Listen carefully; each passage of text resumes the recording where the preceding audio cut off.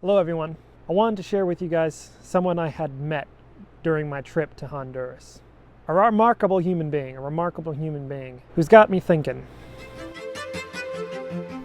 Honduras, small country in Central America. It is bordered by Guatemala and El Salvador to the west and Nicaragua to the south and east. Filled with beautiful people, rich culture, and wonderful food, it is loved for one of its most famous exports, coffee. You might have heard of this place, and if you have, it's likely because this country is home to some of the scariest gangs and cartels to walk the face of the planet. Nasty groups that has the nation by the throat. But that's not who we're talking about today. Amongst a country in turmoil, there is a story, a flicker of light that burns for hundreds of starving kids who look to one woman and her brother to keep them from an early grave. My mother, a recent graduate from Loma Linda, began receiving letters from Pan American Health Service, known simply as La Clinica to the local Hondurans. She was stunned by the pictures of kids who were withering away in secret. She began sending money to help transform the young children from this into this. But that was 20 years ago. After a long career as a doctor, it was time for her to see these children for herself. We packed our bags and headed south. So without further ado, this is the story of Anita and the Pan American Health Service. My name is Anita Celaya Youngberg. I'm like the conductor of the orchestra, the director currently of Pan American Health Service program services in Honduras. Our mission is to break the cycle of poverty through nutritional rehabilitation and education and development. I was born right here on this campus in my grandpa's clinic. Dr. Stephen Youngberg was the founder of Pan American Health Service, and this is where I was born. Oh, it was so much fun. My parents worked here on campus. My dad was part of the maintenance team when I was a little kid. And my mom, helped her parents with administration, with taking care of some of the children. She would take us to work with her, but we were usually climbing trees or otherwise occupied playing in the rain, sliding around on the grass. But it was fun just to be around the process of running the place, writing the newsletters. I remember my mom and grandma writing our donors and our supporters the news of what was going on here. I remember the little malnourished children that used to come in. What most excited my mind when I was a kid, there were a lot of children that had protein deficiency malnutrition, which is known as kwashiorkor, and that would cause them to swell up. And so I remember those children, they were really sad. Like I remember we'd say among ourselves, oh, another niño hinchado, because we did speak Spanish. Another swollen child came in, day, and this one can't see out of their eyes because they'd have literally their eyes were swollen shut.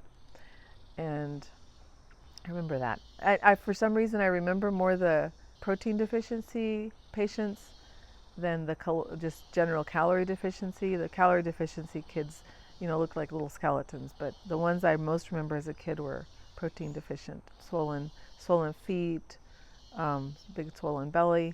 So it was interesting. I remembered that, and I didn't worry too much about them per se because I knew they'd be better soon. Like that was my experience that, pretty soon they were going to be good, fine.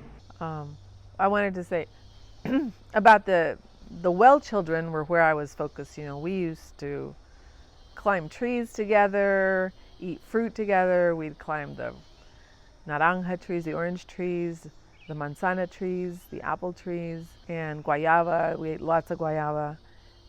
Ran around barefooted, had just a fantastic time. So it was a lot of fun. It was my mom's dad that founded this place with his wife, with my grandma, and another man. I think the original vision was healthcare for the poor, just to tend to people who were in desperate need of an opportunity at having good health, at having education. Education was very important to the Charter of Pan American Health Service to begin with. My grandfather was a physician and my grandmother was a nurse. They were both educated at Loma Linda University in California in the 40s during the war years. And They were, Christians, Christian Seventh Day Adventists, and they really took to heart the call in Isaiah 58 to share their bread with the hungry and to clothe the naked and to bring to their home those who've been cast out and to, be present for your family. And so they really wanted to share the love of God through actually helping meet people's needs and meeting people where they were in their need.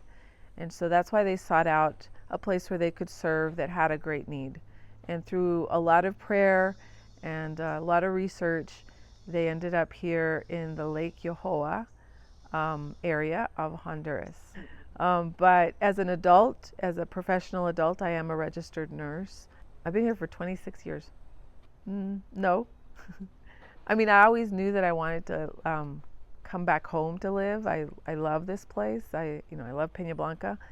But I had a different vision for my life. I did want to be of service.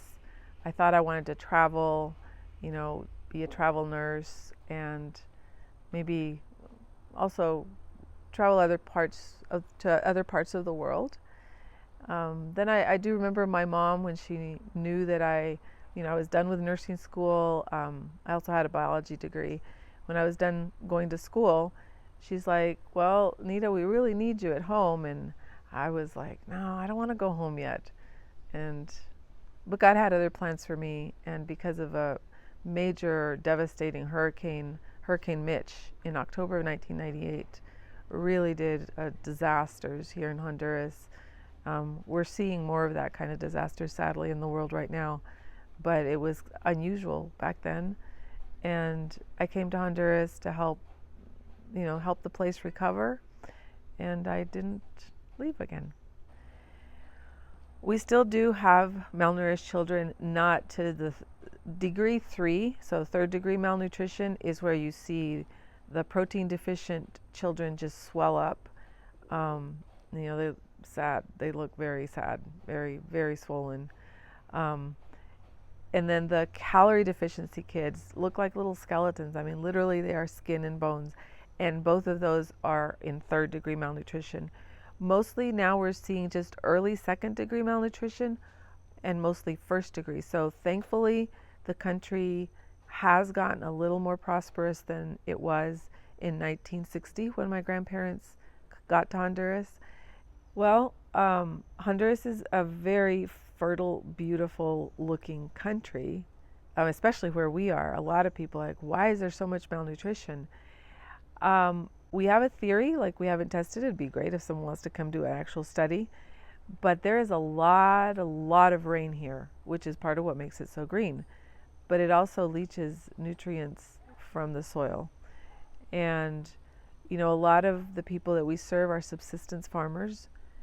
And that just means that they're one crop away from, a real food security emergency.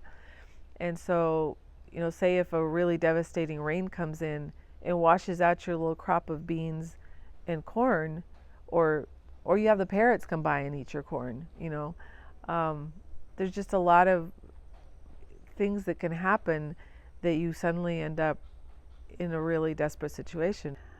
Wow, our success stories are so many. It'd be hard to just pick. It is hard to just pick one. But I was just recently driving through a town that reminded me. We had a girl. Her name is Dinora. She is a registered licensed nurse here in Honduras. And she came to us as a teenager that just was desperate for an education. Her family didn't have the resources to be able to send her to school. She had gotten through the basic education. I think she had been to 6 or 7 grades. But they didn't have the means to send her to high school. And so she found her way here to our campus. The town isn't too far away. It's about, I'd say, a 20-minute drive from here. But she found her way here and asked if she could please live here so that she could go to school, at the local high school. And at the time, we were going through a rebuilding phase because, we are an old campus. And there wasn't a lot of room. And so at first she was turned down, and she just, had tears in her eyes and said, look, I'll sleep on the floor. And she was just so desperate for an education. And so we allowed her to stay, and in turn, she helped take care of our little malnourished children sometimes when she, had the weekends or time off. And there were a couple of times when we had a child that was so ill, because we're just a rehab. We would have a child that was so ill that they had to go to the hospital, say for a blood transfusion or platelets or just management that is acute care style care. And she would go to the government hospital in the city, and she was so struck by the dire situation there too, the needs that happen in the hospital. And she determined that she was going to go to nursing school, and she was going to come back, and she was going to make things better in that hospital. And I'm so proud of her that through many challenges, she was able to go to nursing school in a different country, in a different Central American country. And she came back, got licensed here in Honduras, got a job in that hospital that she declared she'd come back to, and she has been the head of the pediatric ER, the nursing staff, and she's also now working in the critical care area. And last I talked to her a couple of weeks ago, they were trying to promote her to being in charge of all critical care areas. We do accept volunteers, yes. And there is a process. There we do have a volunteer application online. It's panamhealth.org, and the tab that says how you can help. You can come as an individual, and individuals usually stay for maybe 2 weeks, up to a month.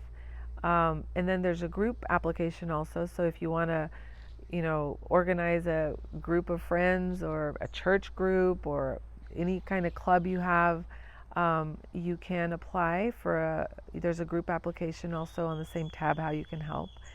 And it is a way for us as an organization to get to know you, your needs, what you would like in a volunteer experience, kind of what your expectations would be, and to see if we're a good match.